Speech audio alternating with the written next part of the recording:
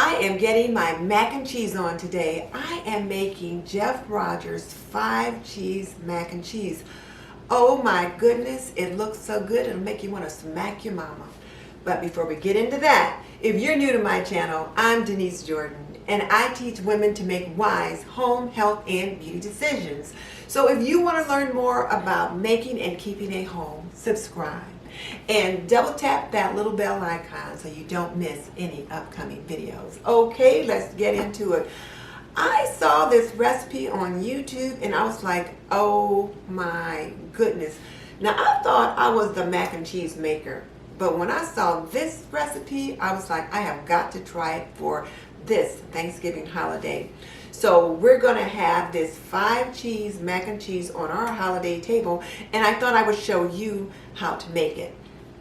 And when I made the comment, it's so good it makes you want to smack your mama, it's just a phrase. Of course you would never do that, but it just means that it's so good you just kind of lose your mind. So let's get this started. So I've got my water on boil, so I will add 1 teaspoon of salt and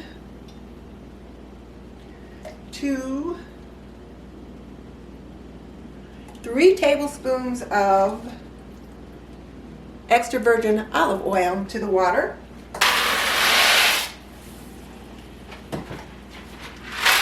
And 2 pounds of macaroni. And I always use the Cremettes brand. I just always do. My mom used Cremettes, so I use Cremettes. I've just always used it. I always give it a little stir once I put it in the boiling water, just so it doesn't all sink down to the bottom and end up with like a little brick. Now I am using this 3-quart Crofton cast iron enameled Dutch oven. It is similar to the Lodge cast iron enameled Dutch oven that Mr. Rogers is using. However, I have to use what I have, and this is what I have, and this is what I'm going to use. So I'm going to butter the inside of this pan so that it's ready when I'm ready to add my macaroni and cheese to it. So let's get that done real quick. Just get that buttered real well. I'll give this another stir because it can stick if you don't keep it stirred while you're cooking it. And that's one of the reasons you add the olive oil to the pot. It just helps to prevent it from sticking. And mac and cheese is one of those dishes that you can make ahead. So you can make it the day before, put it in the fridge, and have that out of the way. So that's what I'm doing. This will be done and out of the way before tomorrow's dinner. Okay, so I'll set this aside.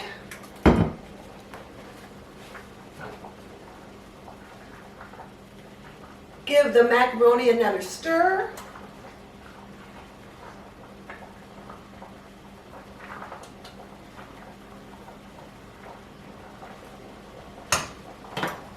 And you just want to cook the macaroni till it's almost al dente, not quite, because the macaroni will cook more while it's in the oven. So you don't want to cook it too long. Otherwise, if you cook it too long and it's completely done on top of the stove, then you put it in the oven, it can get a little mushy.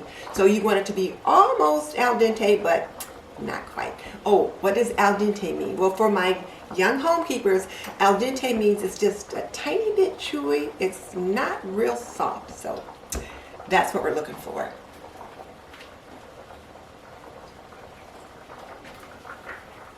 So it's almost there, but not quite yet. In the meantime, I'm going to get my cheeses out, and I will admit I did not grate my cheese. All right, we're going to drain the macaroni. Now I'm going to add 3/4 stick of butter, but I cut the butter up into little cubes so that it'll melt just a little bit easier as I stir. And then I'm going to stir this butter into this macaroni. So the macaroni is nice and hot, and this butter will just help keep it from sticking and give it a little bit of flavor. So now we begin to build our mac and cheese, and that's the term that Jeff at Jeff Rogers, the Culinary Fanatic, used. And I just thought that was kind of an interesting way to phrase it. But you put a layer of macaroni in this buttered dish. And then we have 3 of our cheeses. We've got a little Monterey Jack cheese, a little sharp cheddar, and then a little mozzarella. And we put the mozzarella layer on first. So sprinkle a layer of mozzarella on. And we've got a pound each. Pound of mozzarella, pound of sharp cheddar, and a pound of Monterey Jack cheddar. Because of the flavors and the color, you don't want all the white together. And then you add your 3rd layer, which would be your Monterey Jack. And then you add just a sprinkling of dried basil. And then another layer of macaroni. And you do this until the pot is full. So macaroni, mozzarella, cheddar,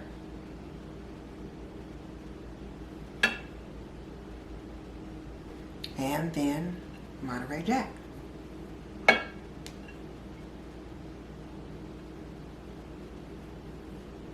And then a little layer of basil.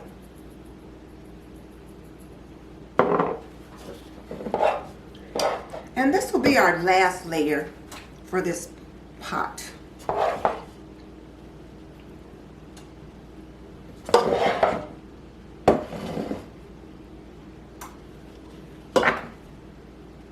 This pot's getting pretty full. Mozzarella. And for this top layer, we're going to kind of mix them together so that we don't just have one color on top.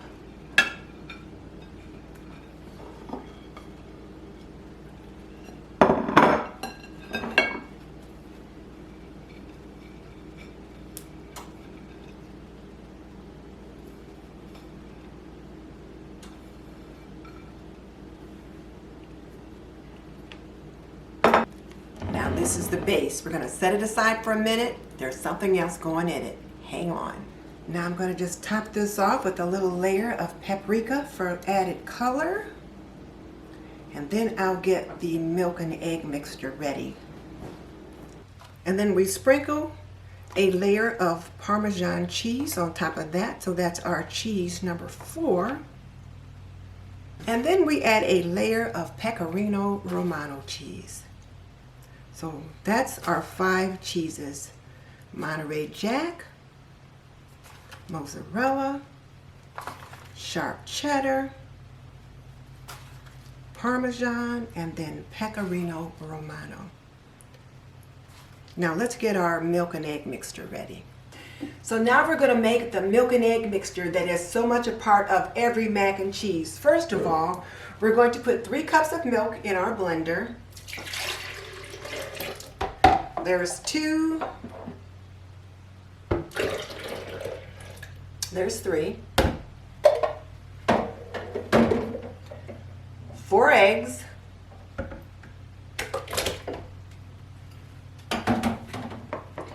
And then 3 teaspoons of sugar, 4 teaspoons of sea salt. All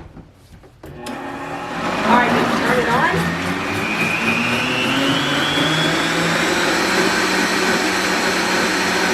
And now we're going to pour our milk and egg mixture into the center of our macaroni. And we're going to do that very, very slowly.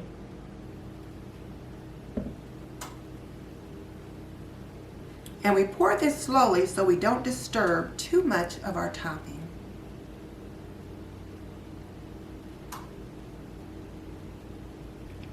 I can hear it bubbling up through the macaroni.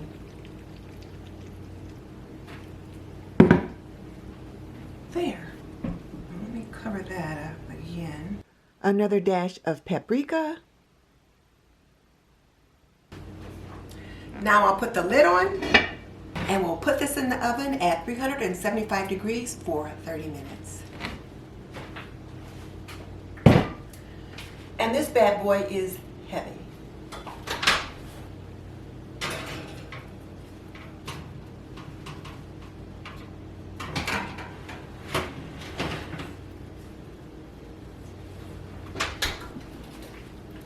can't wait till it comes out. And while I'm thinking about it, let me take this opportunity to thank Jeff Rogers at the Culinary Fanatic for posting such a wonderful recipe. It's an old family recipe of his, and he said he swore he would never share the recipe, and now he is, and I am going to use it to grace my holiday table this year. So thank you, the Culinary Fanatic, for making this recipe available for all of us. I will link his recipe below in the description box so that you can check it out and make it if you like as well. And if you're thinking holiday foods, you might also want to check out my Thanksgiving one-on-one playlist where I teach you how to roast a turkey, how to make my famous mac and cheese, how to make collard greens, candied yams, and cornbread stuffing. So I will link that playlist above as well as below so that you can check those out at your leisure. Well, the mac and cheese is out of the oven and I've let it cool for about 30 minutes and it just looks like, oh my goodness. Let me bring it a little closer so you can take a look at it.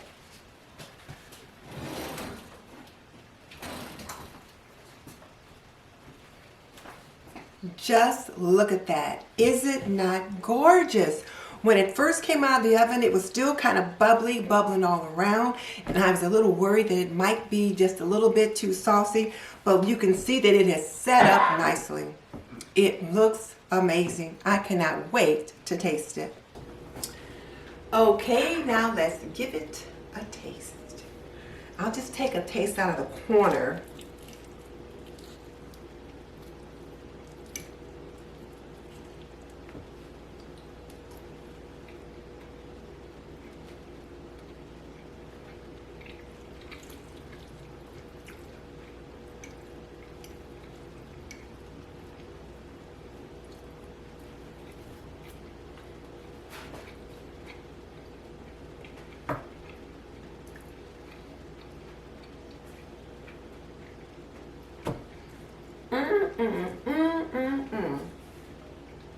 This is absolutely delicious. Delicious.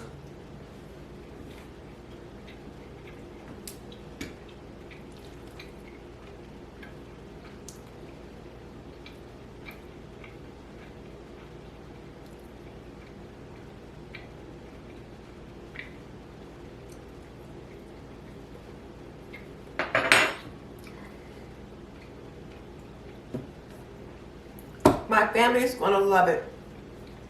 They're going to absolutely love it.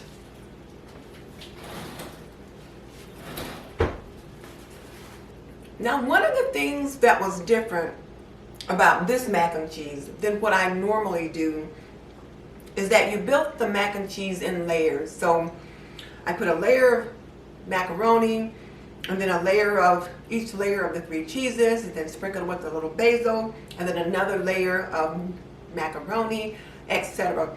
Almost like when you're making lasagna, and then you pour the milk and egg mixture in the center, and it just kind of runs all over, and then kind of fills it up, and then bakes it from the inside out or the outside in. I'm not sure, but whatever it is, it's good.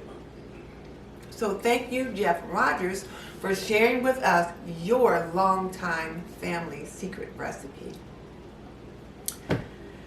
And as I said earlier, if you're thinking mac and cheese, be sure to check out my baked mac and cheese. I'll link it below. And then also be sure to check out my Thanksgiving one-on-one playlist so that you can see some of the other foods that I put together that you might enjoy on your holiday table.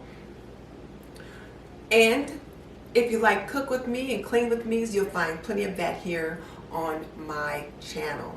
Oh, I forgot to tell you, when I put it in the oven with the lid on, I let it bake for 30 minutes, and then I took the lid off and let it bake for another 15 to 20 minutes, and it turned out perfectly. So it's the next day, and I just had to let you see what this mac and cheese looks like the day after.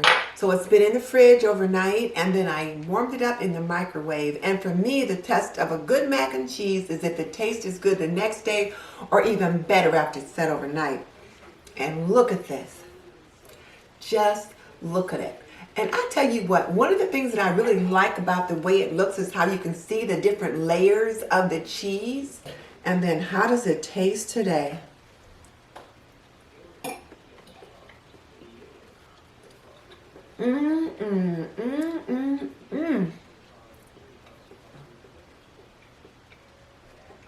It is absolutely delicious. I have to tell you what, the Culinary Fanatic, this is truly amazing. And then look at the top. I just love the way the topping looks. Just so cheesy and just delicious.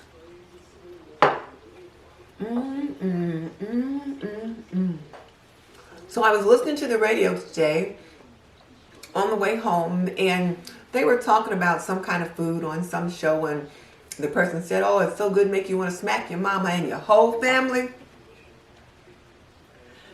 I don't know. Mr. Jeff Rogers of the Culinary Fanatic, you got a winner here.